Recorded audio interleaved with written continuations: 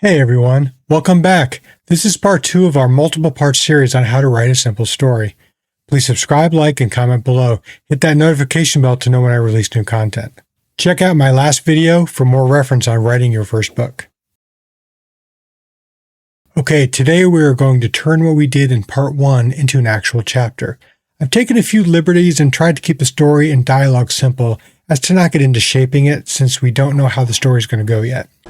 It's a bold strategy, Cotton. Let's see if it pays off for him. This is why writing drafts are so important. First framework, then draft. So let's read Chapter 1. Chapter 1. For 3 days Lothar had walked the boundary stones of his land, as his father had done before him, and his father's father before that. They lay half buried beneath moss, fern, and twisting root, old dark markers set deep in the earth when the woods were still young to his house. Most rose no higher than his knee, weather-worn and blackened by years of rain, frost, and summer heat, their carved lines made shallow by time. Yet Lothar knew them all. He knew the slope of the ground about each stone, the lean of the trees above them, the hidden runs where deer passed at dawn, and the narrow ways where foxes slipped like shadows through the brush. Something had crossed there. He had found the first sign of dawn 2 mornings before, near the northern stones where the pines grew close enough and the air was ever sharp with sap. A fern had been broken. Mud had been pressed too deep for the hoof of a stag. Bark had been scraped from the side of an ash tree at a height no beast of that forest should have reached. The signs were few, but few signs were all Lothar required. The woods spoke softly to those who had lived beneath their branches long enough, and this place had spoken of passage, weight, and wrongness. So Lothar had followed the trail, yet he had not followed it alone. Dusk had followed with him. For days, man and wolf moved through the trees in widening circles, reading the bent grass, the torn moss, the faint scuffs in dark soil, and the small wounds left upon leaf and root. The trail bent west, then south, then toward a hollow where the trees stood so close together that even the noon light entered only in narrow shafts, pale and broken. There the air seemed older, held still beneath the boughs, as though the forest itself had chosen to listen. That's where the signs ended. No river crossed the hollow to swallow the prince. No field of stone broke the earth. No hard road lay waiting to hide the passage. One moment, whatever had entered his woods had moved, with enough weight to mark the ground beneath it, and in the next it had left no trace at all. It was as though the earth had opened and taken it, or the thing had stepped from the world entirely. Even Dusk could not find it again, and that troubled Lothar more deeply than the marks themselves. The wolf had been raised upon those lands since the days when his yellow eyes had barely opened. He knew the breath of every living thing that passed beneath those trees. He could follow a wounded boar through rain, uncover the path of a hare beneath winter snow, and catch the musk of a stranger on the wind long before Lothar saw any shape moving between the trunks. Yet now, Dusk paced before the last torn patch of moss with his nose low to the ground, circling once, then twice, then again with mounting unrest. At last he lifted his head and looked back. There was confusion in the wolf's eyes. Lothar did not like seeing it there.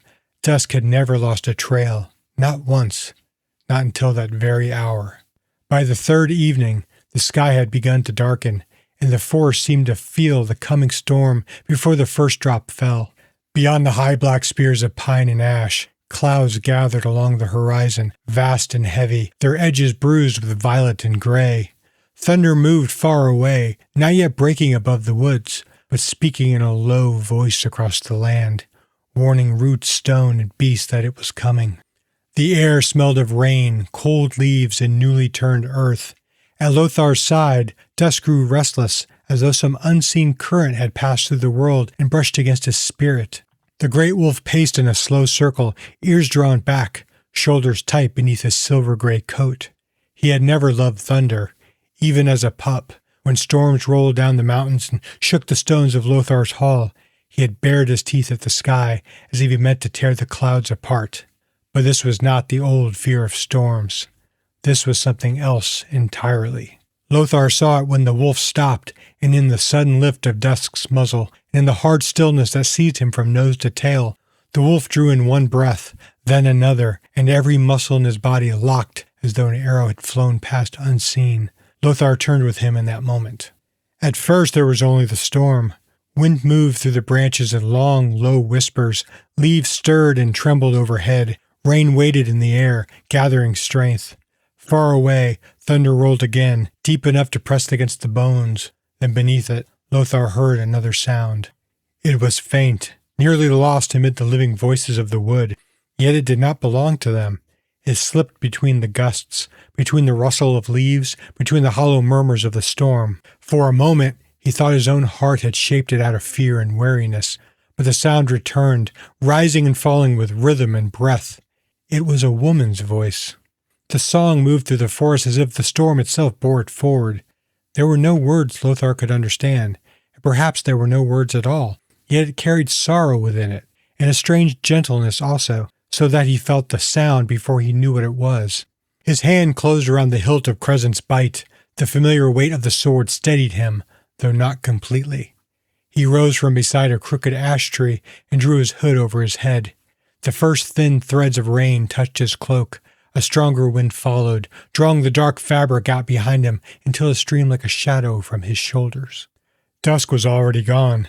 The wolf slipped into the undergrowth without a sound, circling wide through the trees as Lothar had trained him to do from the time he was small enough to carry beneath one arm.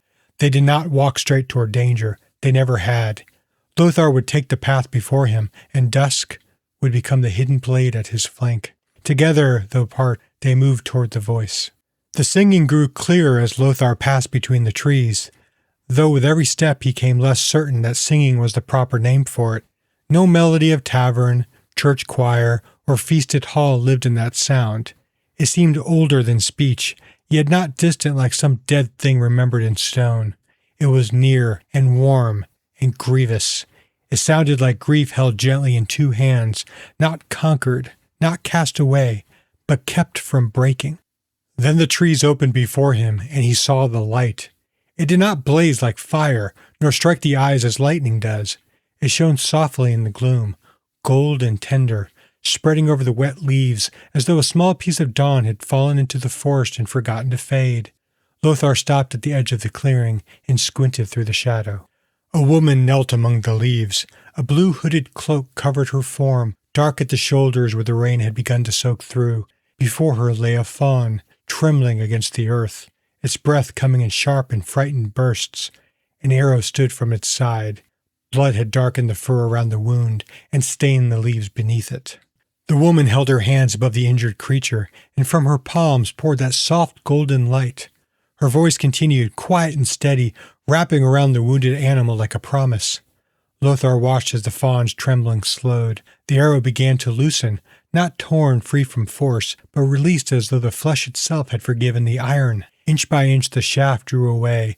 Beneath her shining hands the wound closed, leaving only red-stained fur and the fading memory of pain.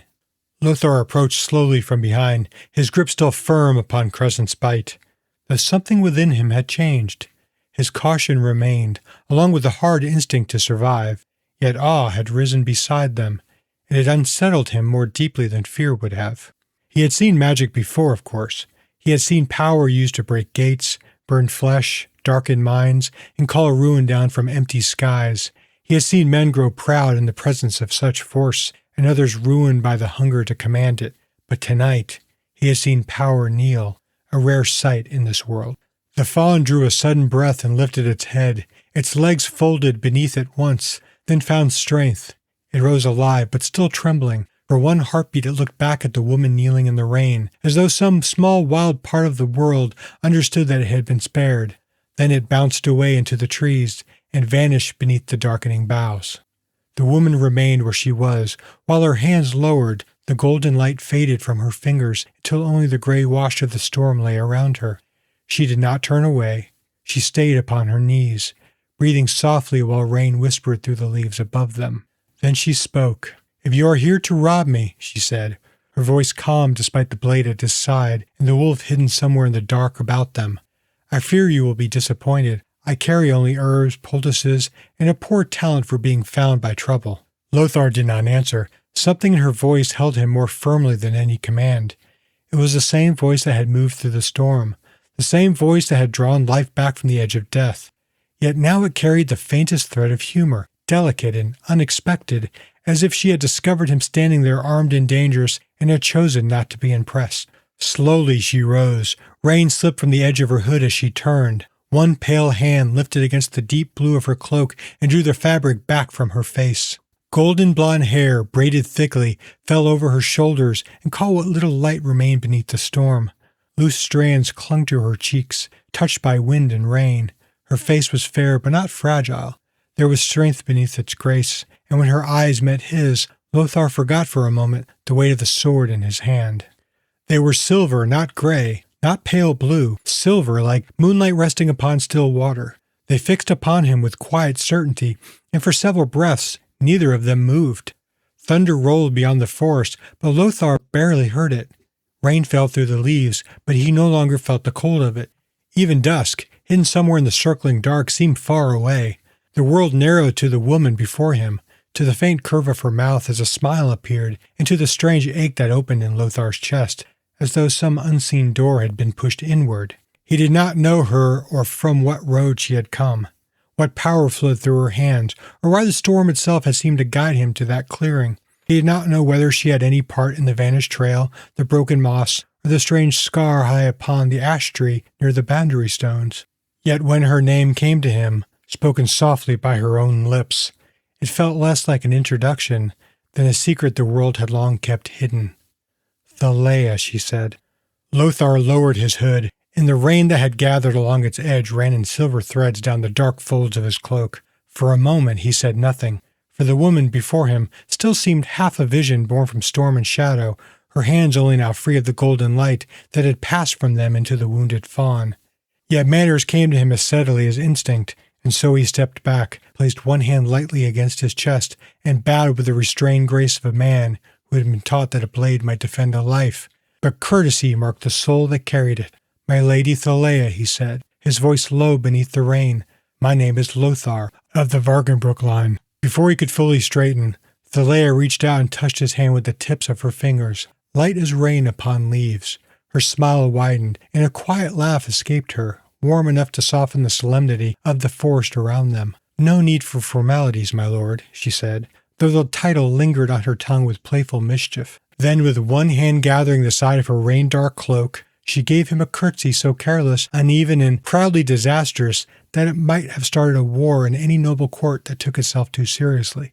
Lothar watched her dip, nearly slide on the wet leaves, and rise again with all the confidence of a princess who had done precisely what she intended. "That was nearly a curtsy," he said, unable to keep the smile from his face. "It was close enough to frighten the nobility," she replied. "I have known nobles who would have surrendered at the sight of it," he quipped. "Then perhaps I am more dangerous than I look," she giggled, placing her right hand to her cheek to wipe away a drip of water from the canopy above. Lothar's gaze moved from her face to the place where the fawn had vanished into the trees. The creature was gone now, swallowed by the deepening woods, and only the dark stain of blood upon the leaves proved that its suffering had not been some strange dream shaped by thunder. He looked down at the arrow lying beside her, then back toward the shadowed path beyond the clearing. "What happened to the fawn?" he asked. Thalleia followed his gaze, and the humor in her face dimmed, though it did not disappear entirely. "Hunters," she said. "Poor shots if you ask me. If a man is going to hunt, it should be for his meal, not for the meal of the carrion birds waiting to see whether he can aim." There was no bitterness in her voice, but there was judgment, firm and clean as a drawn line. Lothar found himself respecting it. He had seen men kill for hunger, for sport, for pride, and for nothing at all, and the difference between them had always mattered to him more than most people understood. "You sound as though you have had that argument before," he said. "With hunters, travelers, innkeepers, and one fat priest who believed every creature in the forest existed solely to improve his stew," she answered. "He was very disappointed when I told him the gods may have invented vegetables for a reason." "That must have been a difficult morning for him," he said with a sly smile. "It was worse for the turnips." Lothar laughed softly, and the sound surprised him, for laughter had seldom found him during the long years of solitude, when only Dusk walked beside him, and every waking hour was spent trying to set right what the past had broken. Yet beneath the season's first true rainfall, amid blood-stained leaves and beside an arrow carelessly abandoned, A woman with silver eyes and rain-soaked braids had somehow drawn the forgotten sound from him. Thalleia looked toward the trees, and for the first time since she turned to face him, concern settled plainly across her features. "I should return to the inn," she said. "I only meant to walk a little way before the rain came. There was a road, a pleasant stretch of forest, and then one wounded fawn determined to ruin all my plans for a peaceful evening." "You are staying nearby?" Lothar asked. "At the spoked prancer down the road," she said, though her eyes had already begun searching the dark between the trees. "At least I was. My companions were meant to wait for me there, but I fear they may have already gone on without me." "They left you in unfamiliar woods with a storm coming?" "They had a deadline," she said, trying to make light of it, though Lothar heard the worry beneath her words. "We were invited to the capital by the Archduke himself, and the Gala of Sharoon begins in 2 nights. My companions treat punctuality with something near religious devotion. Companions, mind you, not friends. Friends do not leave one another behind." "The Gala of Sharoon," Lothar said, and the name carried recognition. "You know of it?" she asked. "I know that men cross half the realm to be seen there, then spend the rest of the season pretending the invitation meant nothing to them." Thalleia tilted her head, silver eyes bright beneath the storm-shadowed trees. "That is a very lordly thing to say for a man standing in the rain with mud on his trousers." "Bloodlines seldom keep a man's trousers," he paused, "clean." She nodded slowly, staring into his eyes for only a slight moment before looking away. "That may be the first sensible thing a nobleman has ever said to me. I will try to not ruin the achievement." Her smile returned at that, but it did not fully chase away the worry in her face.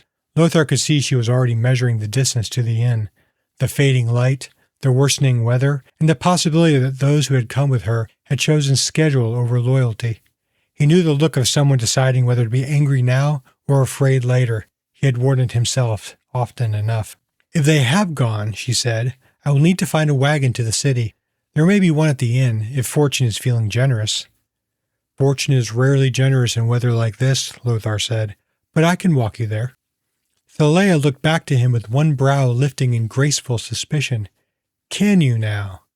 "My mother would rise from her grave to chastise me for want of honor should I permit a woman to walk these woods alone after nightfall." "Only because of the woods?" "Because of the forest, the gathering storm, the hunters who loosed their arrows without skill, and the nameless thing that crossed my boundary stones 3 days past, leaving no mark by which it might be followed." At this, a subtle change passed over her face. The playfulness did not wholly leave her, yet something keener stirred beneath it, as though his words had drawn tight some hidden chord within her. "It vanished?" she asked. "Every trace of it vanished," Lothar said. "There was no river to carry the trail away, no stony ground to confound it, nor any road hard enough to conceal its passing. One moment it bore weight enough to disturb the moss beneath it, and the next there was nothing. Even Dusk could not recover the scent." The wolf did not reveal himself, yet at the sound of his name, Lothar heard him somewhere beyond the rain. From deep among the dripping trees came a low growl, so restrained that the storm nearly swallowed it. Thalleia glanced toward the darkness, though whether she had truly heard the sound or merely felt the weight of unseen eyes, Lothar could not tell. He knew Dusk's voice as surely as he knew the beating of his own heart. The wolf was near, ranging wide through the forest, hidden and watchful, the silent edge of Lothar's warning. "Is something out there?" Thalleia asked. "There is always something in the woods," Lothar responded. "That answer offers little comfort," she said quickly. It was not meant to. She studied the black spaces beneath the trees. "And does this unseen guardian trust me?" Lothar stepped aside and gestured toward the narrow path ahead. "He has not known you long enough to decide." "Then I shall try not to offend him before we reach the road." Thalleia drew her cloak more closely about her and came to walk beside him, and together they passed from the little clearing beneath the gathering gloom of the trees. The rain fell more heavily now, threading the canopy in pale silver lines and whispering among the dead leaves below. All the forest seemed to have grown taller and more ancient beneath the storm, every trunk rising like a dark pillar and every bough etched black against the wounded sky. Lothar kept to the outer edge of the path, where any hidden peril was most likely to appear, though he did not think she marked the care of it. His hand rested near Crescent's bite, not yet upon the hilt, but close enough that the blade might swiftly answer should the woods give warning. For a while they walked in silence, though it was not an empty silence. There was the storm around them, the whisper of her cloak beside his, the soft pull of mud beneath their boots, and the almost hidden movement of dust circling far beyond sight. Lothar caught the wolf's passage now and then in the faint stir of wet brush or the quiet pressure of paws through leaves. Once from the right, there came again that low growl, buried beneath thunder and meant for Lothar alone. It told him the wolf still watched Thalleia. It told him Dusk did not like what he smelled upon the air. Thalleia glanced at Lothar's hand when it drifted a little nearer his weapon. "Is something wrong?" she asked. "Not yet." "That is not a comforting answer," she quipped. "It was not meant to be false comfort." "No," she said after a moment, and her voice softened. "I suppose I prefer that."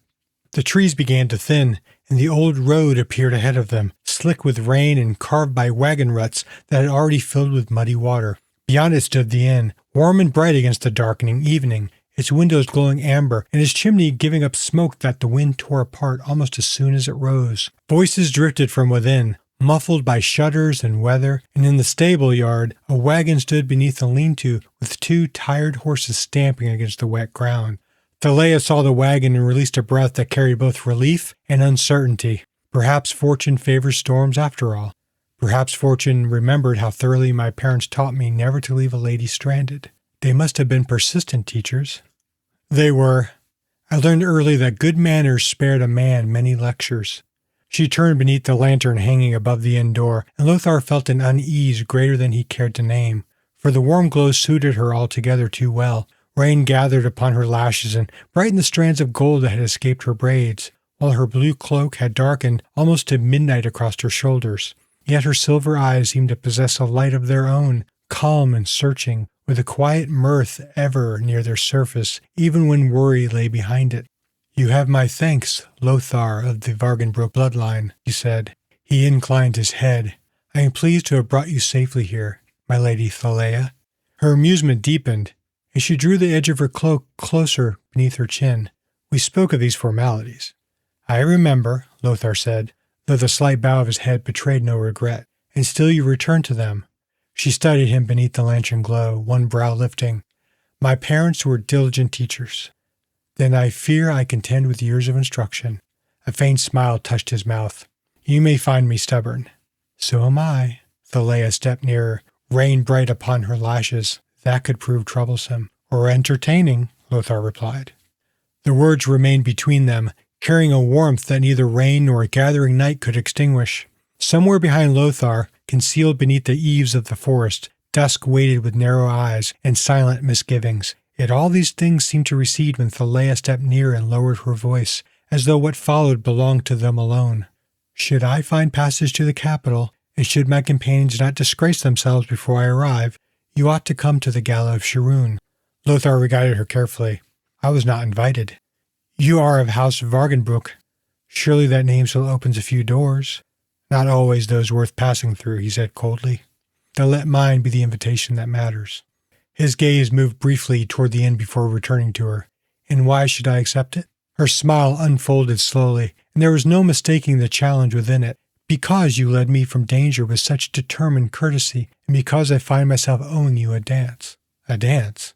"One," she replied. "No more, unless you prove unexpectedly charming." Lothar smiled. "That sounds a perilous bargain." Thalleia leaned toward him, and though he felt the warmth of her breath against his ear, he did not move. "For which of us?" she whispered. Before he could answer, she pressed a brief kiss to his cheek and drew back, silver eyes bright with quiet triumph. Lothar did not answer at once, for the question reached farther than she had likely intended. Rain fell steadily between them, and every drop passed through the lantern glow as a fleeting thread of gold before sinking into the mud. At last he bowed his head, though not with the grave formality she had already mocked. "Then I shall come to the capital." Thalleia's expression softened, and for a moment all teasing left it. "I shall look for you there."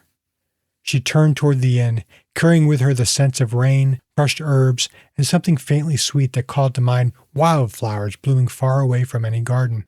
Lothar watched her cross the yard and enter the broad pool of light before the door. At the threshold, she glanced back, her silver eyes finding his through the downpour, and then the entrance opened, and the warmth within received her. Only after she had vanished did Dusk emerge from beneath the trees, soundless as mist upon the hills. The great wolf came to Lothar's side, with his ears lowered and his gaze fixed upon the doorway. Water ran along his dark coat and gathered in the silver fur about his muzzle. Yet he made no effort to shake it free. He merely watched the place where Thalleia had disappeared, his distrust plain in every rigid line of his body. "You heard her," Lothar said. "We have been invited to a gala." Dusk answered with a low sound that was neither growl nor sigh, but carried the judgment of both. Inconceivable! So we expounded on some details and basic dialogue for our characters. This is not a final draft, edited manuscript, or anything like that. This is massaging and adding to the framework, nothing more. And this is going to end part 2. As we move into part 3, we can get the villain framed up for our next draft chapter. And now I'll leave you with this quote from Steve Jobs. "It takes a lot of hard work to make something simple." See you in part 3 as we expand the framework. Thanks for watching.